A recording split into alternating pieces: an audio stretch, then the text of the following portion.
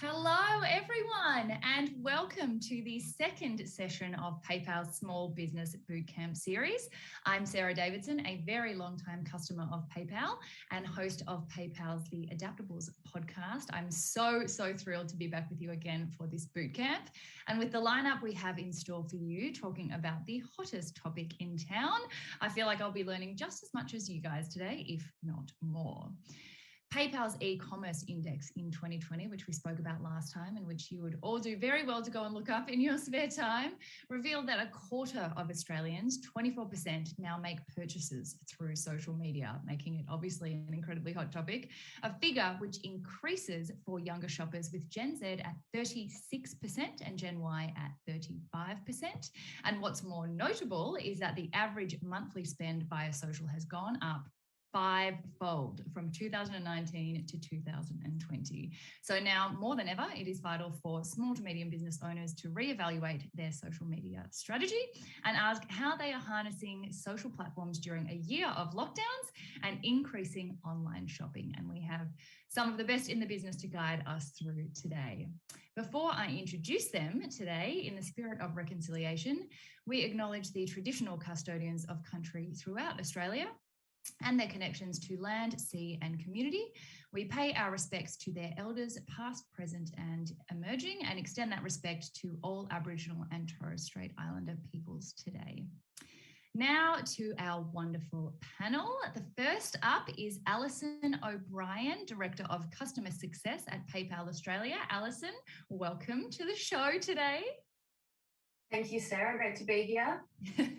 Alison joined PayPal Australia in 2015 after 8 years helping transform a disruptive payment startup with a handful of employees to a powerhouse, enabling more than $8 billion in transactions per year. Having performed almost every role supporting this explosive growth, Alison has applied her diverse skills and experience to several roles at PayPal, including Business Development Manager, Channel Partnerships, Head of Marketplaces, and Head of Merchant Services. Alison now leads a multinational team responsible for optimizing business, customer engagement, and outcomes as Director of Customer Success. So we are incredibly lucky to have Alison here today. Next up, we have Grace Brennan, founder of Buy from the Bush and Stay in the Bush. Grace, welcome. I can't believe I called it a show before, but welcome to the show. Hi, Sarah. Thanks for having me. So lovely to have you here. Grace grew up in Sydney, but after falling in love with a farmer, made the move to the Western Plains of New South Wales and now lives on a sheep and cropping farm in Gingin, New South Wales, with her husband Jack and their 4 children. In 2020, many of you will have seen this, Grace and PayPal partnered to launch the new Buy from the Bush online marketplace to showcase rural Australian small businesses.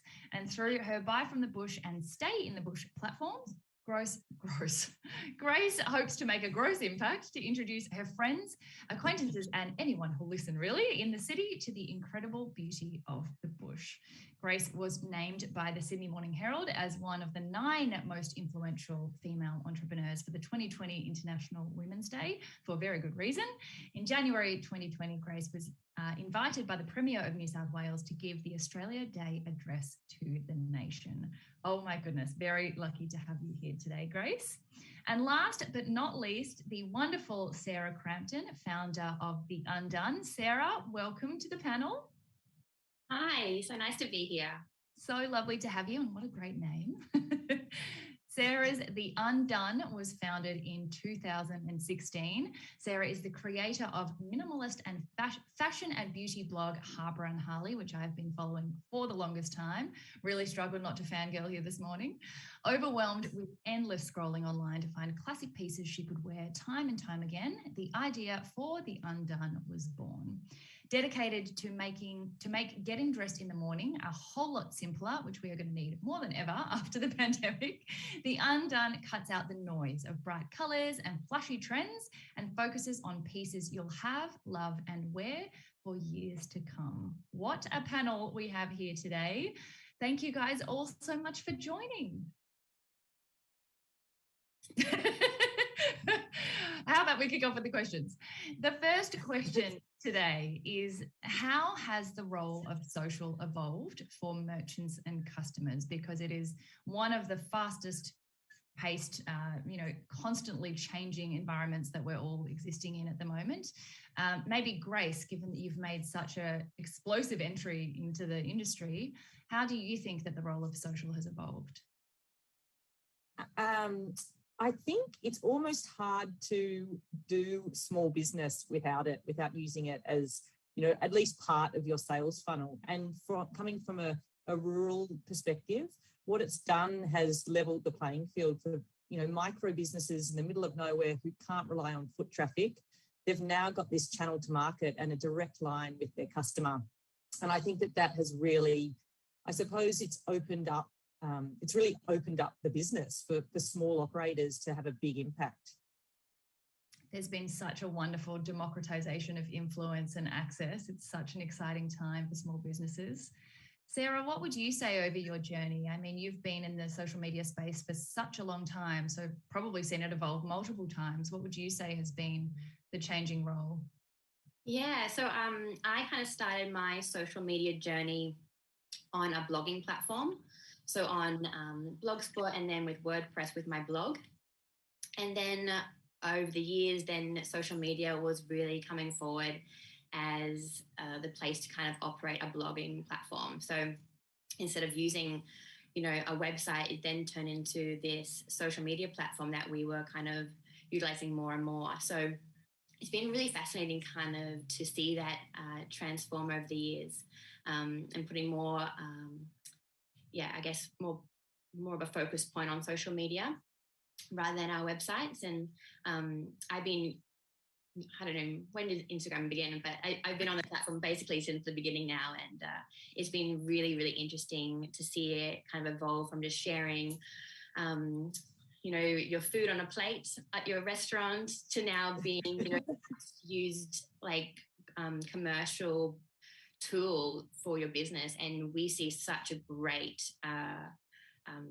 conversion for when we post. There is a direct correlation from how often we're posting to how many sales we're receiving. And I think small businesses is such a powerful tool and something that everyone can access. And there are so many great ways to use it properly and to get the most out of it. So hopefully we can kind of share our knowledge about it, but it's definitely something we can all kind of learn more about and utilize more, and you will see sales from it. It's just really powerful. Yeah, I think that is one of the most exciting things, is how direct the connection has become between the merchant and customer, and how instantaneous that's allowed sales to be. What about from PayPal's perspective, seeing things from a little bit more of the back end from a merchant perspective? Alison, how has social media's role evolved for you guys? Or what trends have you seen? Yeah. So, I mean, from a PayPal perspective, social media hasn't just helped create a sense of connection in isolation, which I'm sure we've all needed over the last few months, but it's also influenced our spending habits. So despite social commerce adoption remaining relatively steady year on year, the average monthly spend via social across all Australian consumers, and you mentioned this before, Sarah, increased fivefold from 2019 to 2020. So for merchants, really, it represents a huge opportunity to maximise consumer reach, to increase your brand appeal, and to drive consumer loyalty. I was actually thinking a lot about this question from my own experience as a consumer as well, in terms of what's evolved for me. So I wanted to start with a confession that I buy a lot of stuff on Instagram. So not just clothes and jewellery and shoes. Most recently, I found my landscape gardener on Instagram. And pre-COVID, I'm mildly embarrassed about this one. Pre-COVID, I travelled to Austria to a town called Holstadt, beautiful town on the river, base of a mountain, specifically because I'd seen it on Instagram. So highly engaged social media buyer. And when I think about what's changed, the key thing for me is that social media has actually reconditioned how I engage with advertising. So if I rewind 5 to 10 years, I was heavily skilled at ignoring all forms of advertising because they weren't relevant. But that's fundamentally changed. And so as a consumer, I have been reconditioned to respond, whether that's paid media or just reading posts from brands I love. I know there are forms of advertising, but I trust them, they're relevant, they resonate, and so I'm engaged. And I thought that was an interesting kind of realization as I was reflecting on what's evolved. Yes. Oh my gosh. I love that you chose a destination purely based on social media. I feel like there are other very serious life decisions that we're all basing on things we see on social media that we'd rather not admit, but it has become such an influential platform, which can be really overwhelming, particularly when the platforms themselves are multiplying out in all directions all the time and the options you've got. But it's also really exciting because it means that every time something new comes out, we are all starting from the beginning. So we're all learning together, which is, it's a very exciting time. What would you guys say are some of the most important considerations then when developing your strategy for businesses? We often hear about, as you mentioned, advertising, paid social media, where businesses, spend to advertise, or do they put their content up front on platforms through Instagram stories? Like, there are so many different ways to convey your brand story, your brand voice, bringing the face to the business, particularly for Grace and Sarah. Choosing how much to put your face versus your product is and how much to put your story. There's a lot of choices, and then setting the right goals and objectives of what to get out of the social media space. Grace, maybe we'll start with you again, because again, it has been such a recent development and a rapid kind of entry of growing a story from nil to something. How have you developed Buy from the Bush's brand story and voice? And you became viral so quickly. So many of us heard of you instantly during the bushfires. So, maybe do you want to kick us off? Sure, yeah. And to jump off what Ali was saying, I suppose with that democratization, and I think we're wiser consumers. So social media, you can't trick your audience anymore. Or maybe you could, with advertising, it's not really about trickery. It's about connection and engagement. So my advice when it comes to thinking about social media strategy is around purpose and knowing really clearly why you're using the platform you're using and who your audience is. And within that, that will inform all the decision-making around content. And I think it comes much easier to you if you have a really clear idea of purpose. So for us, we launched in the middle of drought. My husband's a farmer, and I saw all these beautiful businesses around me failing, basically, because the cash flow had dried up in my local community. And we heard so much about what the drought does to farmers, and particularly men, sheep in paddocks, but we heard less about small businesses, bricks and mortar stores, beautiful makers and creators, what happens to their business when cash flow from agriculture dries up. So my purpose was very clearly to shed light on the impact of drought through a new lens and connect people in the city with the experience of drought, but also more specifically, why don't you do your Christmas shopping this year from bush-based businesses, because you'll have this incredible ripple effect if you do. So within that purpose, which was, on the one hand to connect city and country, on another hand to tell a story, a really important story, and the other was to generate revenue and impact. And everything I did was, and still is, through those kind of pillars of significance, I suppose. And that helps with, the kind of content you share, but the voice you share it with, the kind of community you're building. And I really wanted to just create reach. So social media was about making noise behind a campaign for me. It wasn't necessarily about, driving conversions, because we weren't a business. We were just a hopeful movement. So within that, it was about, okay, well, how can we tell our story? How can we get people sharing and being really specific about what we wanted from our audience? So see something, like it, buy it, and you're supporting that small business and that small community. And by the way, please tell your friends. And we could be really, I suppose we could be really transparent about that. And I think people connect with that authenticity and that, I suppose, the honesty behind that. So I would say, in terms of building a strategy, think about why you're using it, who your audience are, and what that platform can do in terms of telling your story. So what story do you want to tell and sell, and be quite specific about that. I think that's such great advice, to focus on the why, because we're so focused on the how so often, and then you can get lost in how many different hows there are. But if you come back to the why underlying all that, suddenly the decision-making becomes a lot clearer.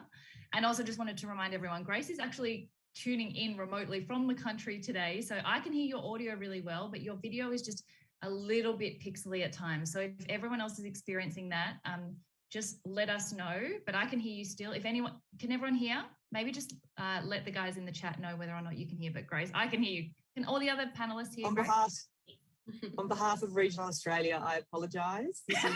This is what doing business remotely is like. Sorry. You're agile, if anything. Sarah, have you had a similar experience with the why kind of underlying the ever evolving how with the Undone and with Harper and Harley, bringing out your brand story and your voice? Absolutely. I think that's a really important focus for any small business, is to really work out what they're doing and why they create that business in the first place. I mean, most small businesses are very passionate about what they do. And they're very much like founder led. So you kind of do have that passion point with your business. So you should be able to answer that question really clearly.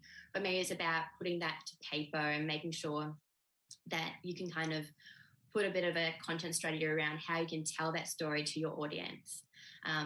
For me and the Undone, I was very fortunate and obviously strategic with that. I did have a very high platform to work with my Harper and Harley brand. I fortunately was able to create over 500,000 followers with my Harper and Harley Instagram that I could then tap into. And, you know, I probably wouldn't, I mean, I don't want to deter anyone, but I wouldn't have created the business without that. And it's such a very important thing to have in my back pocket to kind of utilize. And then, but with the Undone, I kind of did want to have it as a separate business where it wasn't kind of using my face as much. But at the same time, that personal connection that I built up over the years is so important to kind of put my face forward and put my story forward of why I created it in the first place. And that's what people really want. They really want to understand who the founder is, that why, and have a really strong connection to that purpose and be part of that community that you're building. They want, you know, they're not just buying a top, but they're buying the story and they're buying into that whole, the mission that you're creating. So especially for a multi-brand business like the Undone, where you can buy these products elsewhere, it is about that curation, that storytelling, the education, the content pieces that we create, and is all very, very important to kind of that strategy moving forward. Putting your face forward with a brand can be quite scary and uncomfortable. And so you kind of have to work out what you feel comfortable with, and you don't have to put everything out there or, you know, overshare or anything like that. Kind of work out what you feel comfortable with and do little bits here and there. Do a Q&A on Instagram. They are fantastic for engagement. And you get to talk and communicate and build, you know, rapport with your customers as well and get feedback from your customers. So simple things like that are fantastic. Sliding in people's DMs, commenting on people's posts, like little things like that, and signing off with your name and who you are, and really making it a really personal approach is really important. So, you know, you don't have to be all out there, but you can sign off simply with your name so they know it's you. And, you know, just so easy to then have that personalized approach to social media. I think it's such an important reminder as well that, you know, coming back to the idea of having the right goals and objectives, that it is a really important sales channel to make direct sales with your customer, but sales is not the only objective you might have in using this platform, because it is rapport. And particularly when you are selling brands that can be bought elsewhere, the one thing that makes you unique is you and the way that the customer feels when they come there. And I think people struggle a little bit at the beginning with exposure and relationships and community and things that don't have a monetary value as an objective in socials. But I think that's where you get the edge that then has a monetary impact later, even if you don't realize it at the time. Yeah, exactly. Alison, absolutely. Yeah, what would you have to add to that from PayPal's perspective, but also, I mean, as a consumer as well? You're wearing so many hats today. I know. Look, I think, and everyone, you know, Sarah and Grace and everyone's touched on it. I think don't underestimate the power of human connection in driving brand loyalty. It's a fundamental step to driving brand loyalty. When it comes, I guess, to thinking about goals and objectives, I think set relevant and realistic social media marketing goals that complement your overarching business goals. So, you know, Grace touched on the goal being reach, and that was really tied to a campaign. But perhaps it's increasing your brand awareness. Maybe it's boosting brand engagement. You know, maybe it's building a community of advocates and supporters around your business, as Grace did, generating new sales leads or driving signups through sales. Setting goals will really help keep you honest. And also to consistently review them and optimize your social commerce strategy is really important, particularly in line with consumer behavior changes, because if COVID has taught us anything, it's that consumer behavior is changing and will continue to change at rapid pace. Yeah, absolutely. I think setting big goals and objectives and having longer term plans is so important, but the flexibility to change those and tweak them as the world changes every day at the most alarming pace is also really important. To get to the juicy stuff now, the tips and tricks for small to medium business owners when it comes to engagement and when it comes to building that audience and actually, converting all these ideas and the why into the how. I think one of the things a lot of people struggle with is just, what are the techniques? What are the things you can use? What are, stories versus posts and Q&As versus lives and all those kind of things. What has been really powerful for you guys when it comes to social engagement? And maybe Sarah, given that you did grow a 500,000 person community for your first, for Harper and Harley, what has been important to you in terms of tips and tricks? It's been a interesting process over the years. Obviously, in the early stage with my blog Instagram, I found it was probably more easy to grow that following.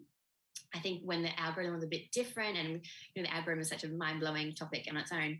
But back in the day, it was very much that the more was more. So posting more often, more regularly was going to inflate your following number. These days, there is a little bit of that. It is very much, you do need to have a consistent posting strategy and content plan, but then making sure that content is interesting, educational, exciting, entertaining, and not just shoving product down people's throats. That it's going to, make a pretty feed if you want it to, but it's not going to maybe create the engagement that is going to help grow your following numbers. So definitely try and invest in content creation. And then with Instagram now, there's so many different ways you can create that content. So that it's just a very creative platform, and there's so many tools you can use. So stories, video, reels, IG lives, there's just so many things to play with. And I guess it's trying to maybe try all of them and see which ones you're getting the most engagement from. Personally, with the Undone, we've seen fantastic engagement with our new season walkthroughs, which are a longer video format IGTV, where I'll run through the new season products. I'll try on the product, talk about the fabrication, the fit, try and educate on how you might style these products. And it's very much like closing the gap between an in-store experience and what they kind of experience online, because they cannot touch and feel. They maybe have some questions about fit. They may all these things that you're trying to close that gap and inform the customer about. So they've been received really well. People love to see a product on a moving body of a normal, relatable person rather than a model most often. So those kind of things work really well. Obviously, that personalization factor works really well. Reels apparently are very much prioritized with the algorithm. So reels are really fun. Adding music, again, moving images, video is very, very important. So I guess is a lot of content creation. And as a small business owner, that, makes you a bit, I don't know, there's a lot of dollar signs to that. It can be, a bit intimidating to feel like you have to invest a lot of money in content, but you can do a lot of this on your own at home. You really just need a phone with a camera. And there's so many great apps for filters and how you can edit these things at home. So don't feel like you have to pay a professional photographer to create these, or pay a model to do it. Get a friend, do it on yourself. Get really creative. You can really do this at home. And I think you don't feel like you have to wait until you have that budget set aside, because you absolutely don't. And I think especially with COVID and everyone kind of makeshifting things at home, there's definitely social media, especially Instagram, has come back to not needing to be as perfect. It's very much now rough around the edges, and people like that. they really appreciate that kind of more realistic approach and more vulnerable approach to social media now. So that's really working for small businesses and growing your followers. Absolutely. I think that shift from the super polished, high quality production just for one post of you eating a muesli bar is so exciting that now we can all just create content from home, and consumers are a lot more open to that. Just before we move to Grace, are there any apps, you mentioned the really accessible content creation support that you can get from free apps or really affordable apps as opposed to buying the Adobe suite or whatever? Are there any that you can't live without or that you would recommend, to newbies to the social media field that have helped you? Yeah, I mean, I've definitely got a few on my phone. So VSCO is a great filter app I use, and, you can pay for the extra, but it's only like a few dollars. I find these apps, I've got so many that are like $3 that I've just been accumulating. I'm like, what was that, Phil? But it's very handy. I definitely can't live without these kind of filters, and just the editing tools they kind of provide without importing them on the computer. And then the other kind of organizational app I use is Planoly. So I like to kind of see. I love Planoly. It's so helpful, and especially now I have 2 accounts, so I'm trying to manage both of them and understand the content plan on the Undone, making sure there's a caption, there's tagging products and everything like that. It's so helpful to have, and otherwise it's a bit of a minefield trying to work in real time to post and continually feed the beast of social media platforms. So you definitely need some sort of like visual plan, or I find it's like very, very helpful anyway. Another app I've been using recently, and probably more for my personal work or for shooting reels or outfit images, is Lens Buddy. So one of the girls at work told me about it. It's so helpful. You can put a self timer on your camera and just take photos, 1 million photos, and then you can go later. But things like this, that there's so many apps out there for creating content, and it's just go have a look in or do a Google search for some really good ones. So they're definitely out there, and definitely you should use them. Yeah, amazing. I always find like getting to know what people's go-to apps are, or seeing what their phone home screen looks like, is kind of like peeking into someone's underwear drawer. It's like, ooh, what's your style? Great little toolbox, isn't it? So good. Yeah. Grace, what about with Buy from the Bush? Have there been any big tips or tricks or apps, or even, using influencers to help grow the business? What have been your sort of go-to strategies? I'm going to say my underwear drawer looks so dull. Like, I am not high-tech. My apps are so basic. I thought I should maybe put others' minds at ease that you don't necessarily need to be high-tech to use social channels. I think for me, I'm in this interesting position of sharing content rather than necessarily creating it. So I showcase other small business content. So I have this kind of bird's eye view of what other people are doing, and I can tell you what seems to work really well and what converts on our channel. And that is when often small businesses, when they create an Instagram account, I think there's some details that get missed, and sometimes it's just a really great, succinct bio. So if somebody lands on your page, they know exactly what you're selling and what your value proposition is. So they only want to scroll down maybe twice. So, you've got a few seconds, like deliver it in the bio and tell us what you're doing that's different from everybody else, and make the grid look like your brand, what you want to project. I think that is really important, and it's not a given. Like, a lot of people miss that. I would also say that photos convert. So yes, you definitely don't need a professional, but I do think you need to invest some time in taking a great photo and really kind of making people, I suppose, projecting your product or your service in the very best light, because I think we're so used to good quality photos now that if they're a little bit dodgy, we move on quite quickly. And I think the other thing that has worked for us really well is using stories slightly differently to the grid. So having kind of a slightly different tone, We use stories, to create little rituals around our brand and kind of get that social proof. We were all about impact. So, we tell people, if you buy from a micro or small business in rural Australia, the impact you have is enormous. So we want to tell you that through stories, and we'll show the small business owner loading up their ute, driving into town, going to the local post office, spending money at the local post office, the docket, being printed out that's really long. Those kind of, I suppose, the evidence of impact and little rituals of, people doing a happy dance when they sell out, if we feature their product, has worked really well for us and has kind of been, it's driven even more engagement, I would say. I also use stories to create conversation. So if there's something super topical or seasonal that you think your audience are interested in, engage them in stories, ask them questions, then we kind of shared their comments. As Sarah said, it doesn't actually need to be flash anymore. Rough around the edges is appealing to people. So, around Mother's Day, we might say, what's the favourite advice that your mother gave you? Or what's that kind of old saying that used to drive you nuts, but now you love? And the engagement was unbelievable. People were obviously wanted to share what their mothers had told them, and kind of conversing through stories has worked really well for us. And any opportunity I think you can get around ritual and getting that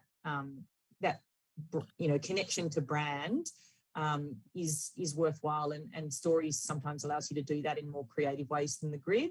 I also just will echo what Sarah said also, that I think pretty doesn't necessarily equal conversion. So while it's so tempting to curate the feed beautifully and have nothing that kind of, makes it look messy, I think sometimes the messy is what gets a new audience or maybe creates new engagement that you haven't got through old content. So that's also probably something to think about as well.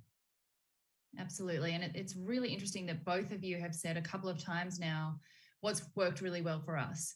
And I think the best part about digital being so instant is that if something's not really landing very well, you'll know because you won't get a lot of engagement. And if something's landing really well with your particular audience that might not work for others, you'll also know because you'll get high engagement. So if you're noticing that something's going well, replicate that. Like, go with what your audience is telling you, because Sarah's audience might have a 5-minute attention span for a walkthrough, whereas Buy from the Bush audience might want like a quick, feel-good, uplifting. Everyone's audience is different. So all you have to do is listen to them, really. They'll tell you what they like and what they don't like, which is so useful because before you didn't used to have that kind of direct conversation with your customers. Just a very quick question that came through just because it's relevant here. When you guys mentioned doing Q&A on Instagram, just to clarify, you meant doing like polls or the question function that you can do in stories? Yes, that's what I was meaning when I did that. And yeah. We've used it a few times. It's so great for engagement, and I've used it with our store for asking for feedback on what people want to see more of from the store, what styles they want more of, or brands they're interested in seeing. So you get some fantastic insights, and it's listening, respecting their suggestions, going back to them, having that conversation, because you can reply to them privately as well as publicly. And it's just a really fantastic tool, and the algorithm also loves it. So it really helps boost visibility of your store. Yeah, Helen, to answer your question, as well as doing a poll on your story, which is a yes/no answer or a voting, you can also choose a sticker that has a Q&A, like a question submission function, which is, really, really handy. There's a couple of other ones that are just specific to this area. Nathan asked whether it's better to tag a product or to promote a post, because Instagram doesn't let you do both. Sometimes you do really have to choose your functions. Have any of you found one or the other to be more useful? I would tag a product more often.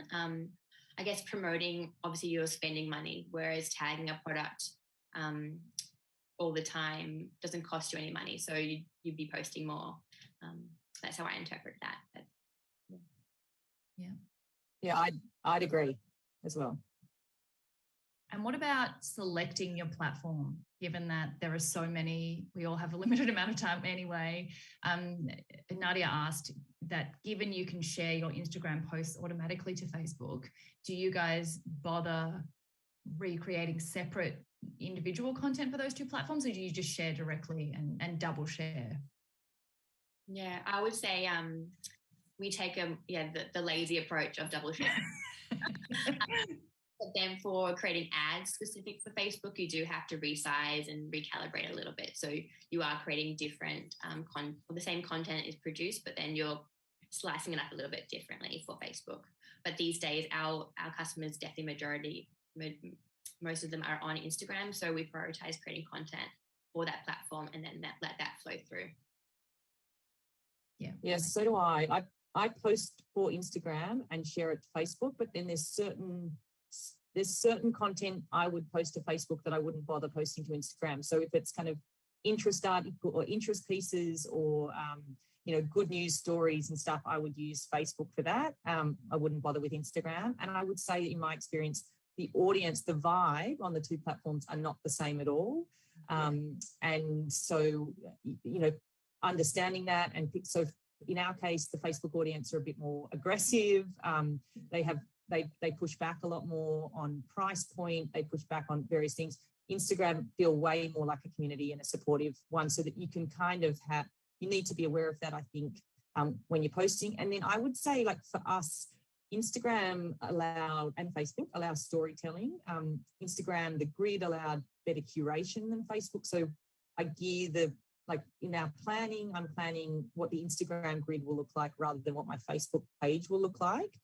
But in my experience also, like we want to move towards B2B promotion of like corporate gifts, for example. So we would look at LinkedIn for that. So understanding who your purchaser is and probably choosing the platform accordingly is also really important. And in my case, the small business owners sometimes had Instagram accounts and they didn't have e-commerce platforms. So it was a really direct link between customer and business. So it was quite deliberate in that sense. And I think not every platform is right for every business. You've got to think a little bit about where your customer hangs out and how they're going to respond to the content. Yeah, absolutely.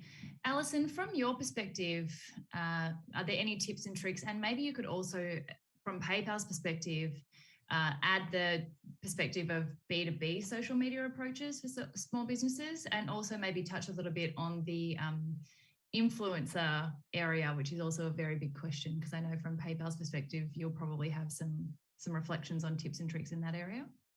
Yeah, absolutely, Sarah. I've also got a few data points that I thought might be worth sharing that actually really cover exactly what Grace and Sarah were just talking about. So in terms of that, brand uniqueness, we know that audiences will follow brands on social because they want to engage with authentic, educational and unique content. But we also know that Aussie consumers have expressed a preference to buy local during and also after the COVID-19 pandemic. So nearly half, or 46% of Australian consumers, say they're more likely to buy from local business, and 2 in 5 say that they'll purchase fewer products that need to be shipped from overseas post-COVID. When we talk about making, posts interactive, interestingly, researchers found that Gen Z want more from brands than mere impressions or even products. So 60% of Gen Z want brands to value their opinions, not just their dollars, and they want the ability to make collaborative decisions like voting for something to happen or changing the trajectory of the story. And then last data point for you, and I'm happy to talk about influencers, but from a user-generated content standpoint, really obviously helpful tactic to build out community. Consumers are 2.5 times more likely to view user-generated content as authentic compared to content created by brands. And a full 92% of consumers trust recommendations from people they know, and 70% trust online consumer opinions as well. So some interesting facts that I think back up the experience that Grace and Sarah have had selling online, and I guess the power of social media. In terms of influencers, I think this really goes back to understanding what your goals and objectives are, and understanding who your consumer demographic and your target audience are. Having content creators market to your ideal audience across different channels can help you expand your reach, but also build trust in the brand. Because, as that earlier data point touched on, customers trust their peers, friends, and people they admire more than companies selling products and services. So we also know from research that 80% of marketers say influencer marketing is effective, and 89% say it works just as well, if not better, than other marketing channels. So it's definitely something to think about as businesses are building out their social media strategies. Oh my goodness, I love how you've got actual data points. I'm usually like, just have this feeling that it's a really good strategy, but I'm not really sure. That's so useful because those consumer behaviors are so fascinating to understand. And then you don't feel so much like you're just stabbing in the dark at like what's going to be the best strategy and what isn't. Especially when the statistics are up in the 80s and 90% of, people demanding a particular thing. Do any of you guys have views on hashtags? That's quite a big question. And I think their efficacy has changed a lot, and there's less and less transparency with the algorithm. As we've mentioned, it's becoming a really overwhelming, confusing question. But have any of you guys found they have worked or they haven't worked, or you still use them or you don't? I mean, personally, I don't love a hashtag with my blogging channels, and also, with my store, I don't use them very often. I find they kind of junk it up a little bit, or they're irrelevant unless they are used in a really strategic way where they are very much relating to what you're posting. So if it is about, hashtag capture wardrobe or something like that people are actually going to search for, or something else that's really handy, like landscape gardener, something. So things that we're actually searching for and wanting to look and discover. So they can be used in the right way, and then they can be used in a totally redundant way. So I think less more with hashtags and make sure they are not just made up. They need to be something that your customers will search for or want to be part of. A good example is like the brands that kind of create community around a hashtag. One brand that comes to mind is Garni. It's an overseas fashion label, and they have a hashtag called Garni Girls. So if you want to post a photo of yourself in one of their dresses, you'll hashtag Garni Girls, and they can kind of feed that into their social media feed and be discovered by their community. So you can use it in that way, but otherwise I do find them a little bit redundant. I would jump in and agree that sometimes they're redundant, but Bike and Bush was absolutely built on a hashtag. So in that same way Sarah's talking about, we built a community through the use of a hashtag, and we asked small business owners if they could just, if they used the hashtag Bike in the Bush, we would find their content and we would share it. But also we told consumers just follow the Bike and Bush hashtag, and I know anecdotally that people were making lots of money out of people following that hashtag. So I think if you're in an industry where there's kind of communities built around concepts or products or services, then being able to access customers just because they follow a hashtag is incredible opportunity. But yeah, I think they also tend to pollute a really clear message sometimes. So I would use them strategically. I would use them to connect with community and customer, or just like be consistent in the use of them in order to kind of, I don't know, be more visible in your posts if you're using hashtags. So I think, I'm an absolute advocate for the strength of connecting with customer and also community through them, because we've had such a good experience. But again, ours originally wasn't about we've converted into an online marketplace, and we still use the hashtags and we still connect with businesses through that. But certainly initially for us to create community, that's where it was really useful. Yeah. I think having one strong hashtag is so powerful, and you use it perfect. Yeah. That's very exciting and the right way to do it. I think it does come back to that why. Why are you putting it there? If you're just chucking a million hashtags on at the end of your post just throwing caution to the wind, then it's probably not, a great investment of your energy. But if it is for a search and discovery function, or because of, I find with my podcast, people will hashtag Seize the A, and because I follow that, I'll find their posts when they wouldn't have tagged the account. So as a discovery thing, it can be really powerful.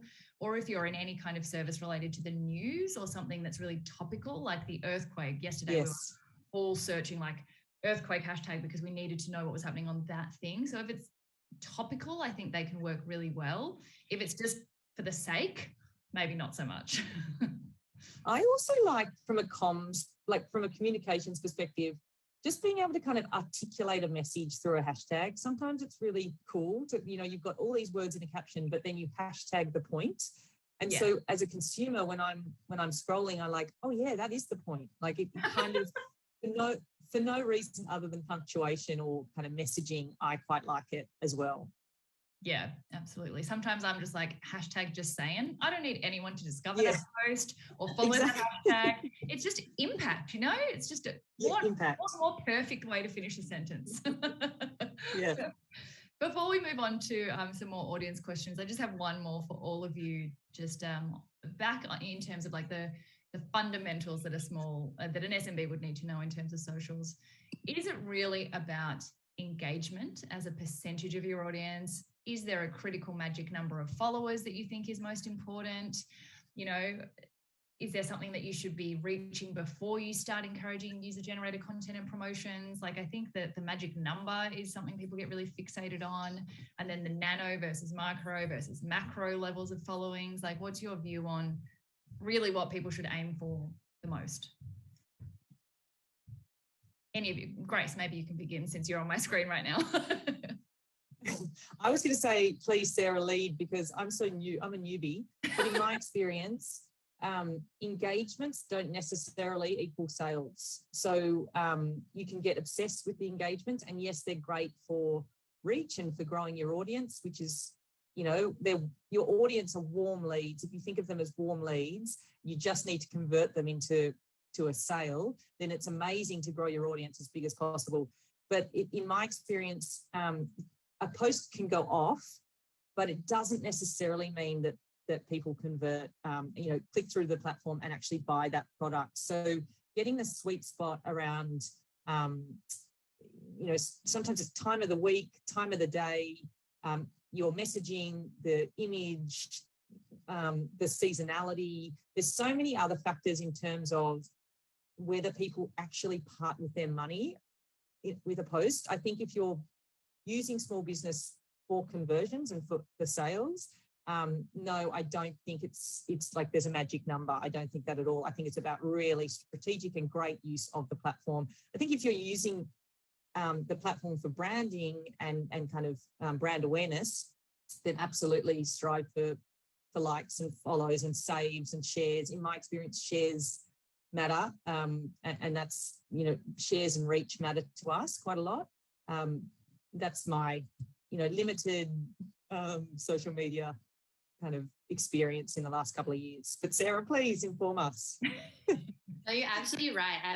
You can have a lot of followers, you can have a lot of engagement, you can have a lot of like a viral post, but in the end, if that's not hitting the right customer, you could have zero sales as the outcome. So feeding your social media into your bigger marketing strategy is really important. So we love to, send out our EDMs and our newsletters and tell our customers that we do have a great social media channel for them to follow, because if they're following us on both, then they're more likely to get more,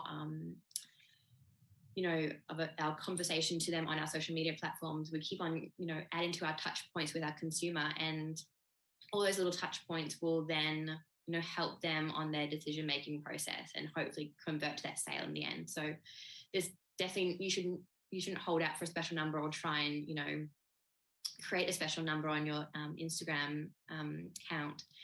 It's definitely quality over quantity, and you just want to make sure that you're targeting the right demographic, the right, customer that you're trying to communicate to.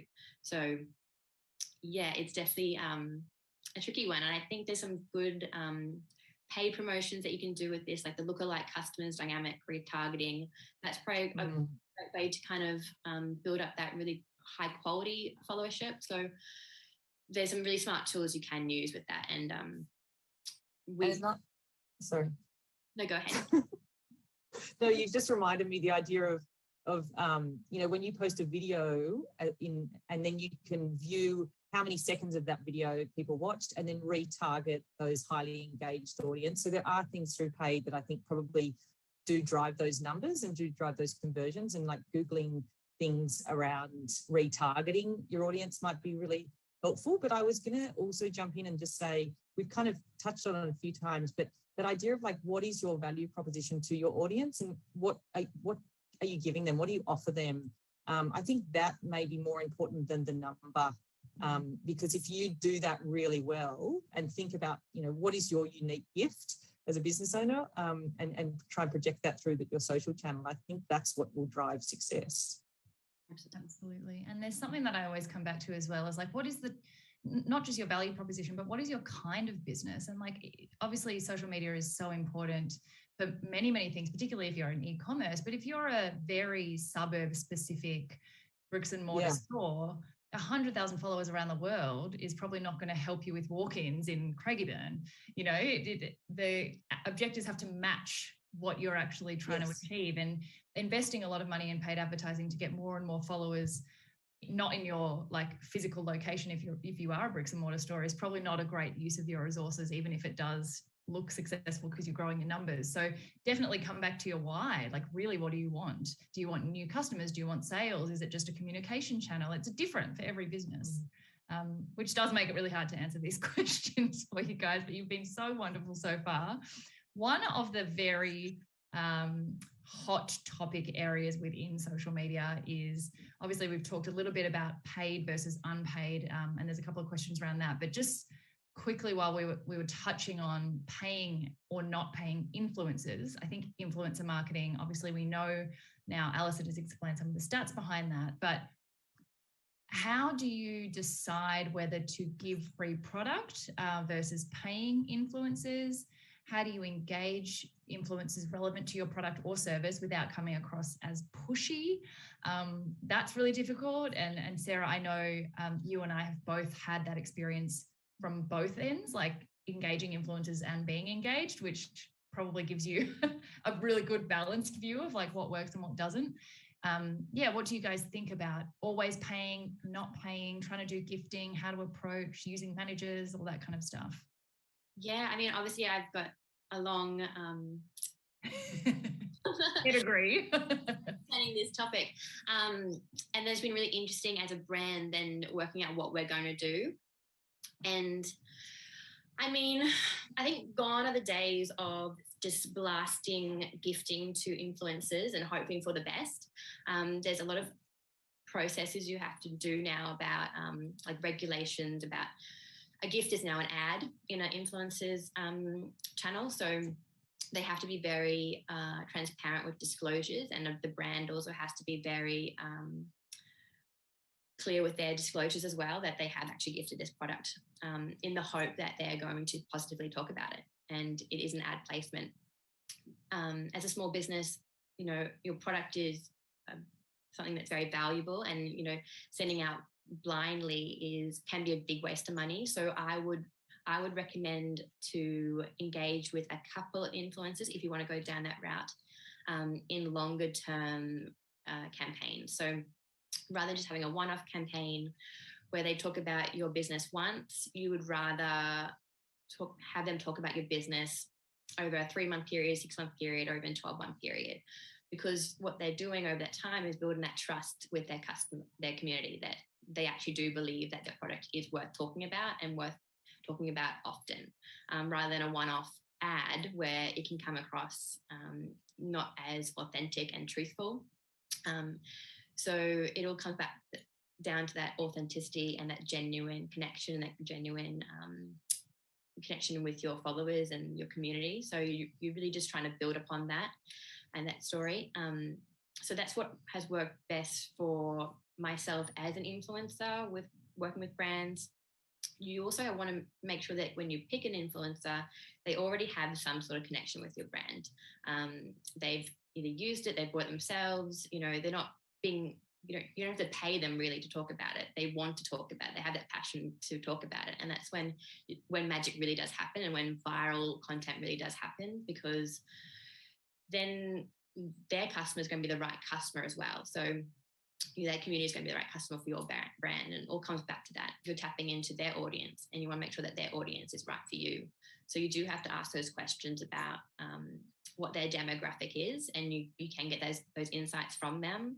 For example, if they've got a very big audience, but half that audience or majority of the audience is males that are perving on their bikini shots, that might not be right for your business to then tap in and pay them for that content. So you do just have to be very strategic about selecting the right one for you and your business. And it can be done very, very well. You can have a lot of success from it, but it is with a big caveat to it that you do have to do your due diligence with just choosing the right people to advocate for your business.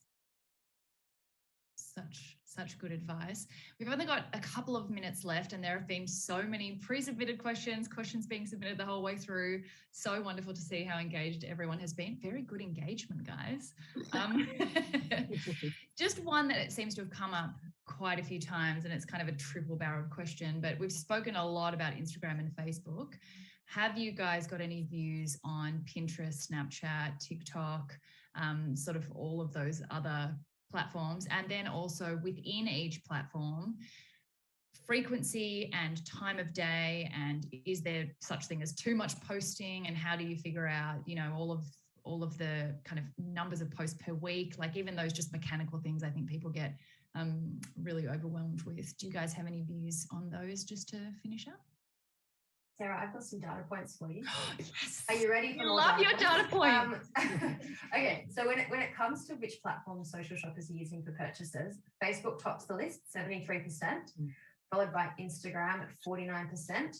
Snapchat is at 13%, and Pinterest is trailing behind, also at 13%. However, as Instagram continues to gear its offering to younger shoppers, the platform is also catching up. From a demographic standpoint, Gen Z, 29%, were more than twice as likely to have purchased through Snapchat than the average social shopper. Boomers and older Australians still prefer purchasing through Facebook. That probably won't come as a surprise to anyone. But interestingly, this was a stat that blew me away. Men tend to shop on social more often than women, at 47%. Shop on social at least twice weekly compared to females at 30%. So there you go. I was equally as shocked by that stat. That's fascinating. Yeah, absolutely. I think the assumption is that females are out shopping now on social media, but from the M-commerce index, it's actually men. Well, I know you're pulling your weight, so absolutely. Come on, ladies. Grace and Sarah, what about you guys? Have you noticed, have you specifically decided not to extend into other platforms, or do you guys use those platforms, and how do you decide your timing and all that kind of stuff?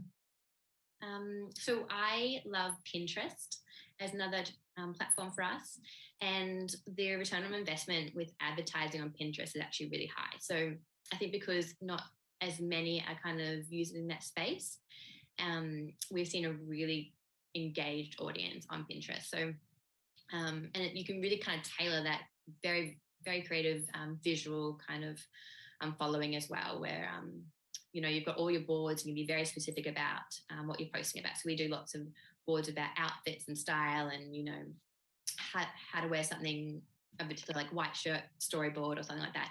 But you're not really selling profusely about your products, but it is kind of that more of that storytelling space. And then with our ads, creating a video ad on that platform is really eye-catching, because you see a feed of all these beautiful images, and then yours is moving, and it's really powerful, I find, with our Pinterest advertising. And then we have dabbled in TikTok. I find it personally very overwhelming, but the younger girls in our team are really leading the way with this, and I do think it's a platform where you you need to kind of immerse yourself in it and have someone who knows the space. Like with any other platform, when Instagram started, you really had to be a user to understand it. And, I'm happy to pass that baton over to the team that love and use TikTok to kind of direct where our content's going to be on that platform, because it is very different again from Instagram.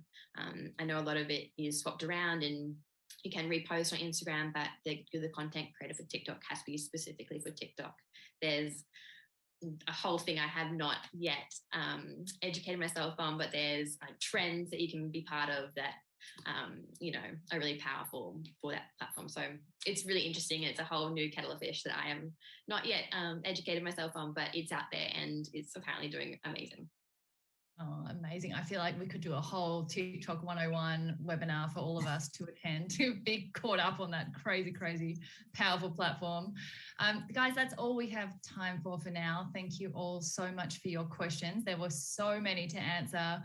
But the good news is if we missed out, we will be able to get these guys to answer some of them in a blog post that we will be posting later on. So if you didn't get your question answered, there'll be another little nugget of wisdom coming your way. This session will be available on demand as well on PayPal's website if you came in halfway through or you want to refer back to it again. And of course, we have another bootcamp in the series coming up. We don't have a date for that just yet, but make sure that you are following along and we will publish that and make it available for registration as soon as those details become available. Thank you so much to our incredible panel for today. I wish I could applaud you and you could hear everyone applauding. It's kind of weird on Zoom, but you guys have just been absolutely wonderful sharing all your wisdom. Thank you so much for joining. Thank you. Thank you.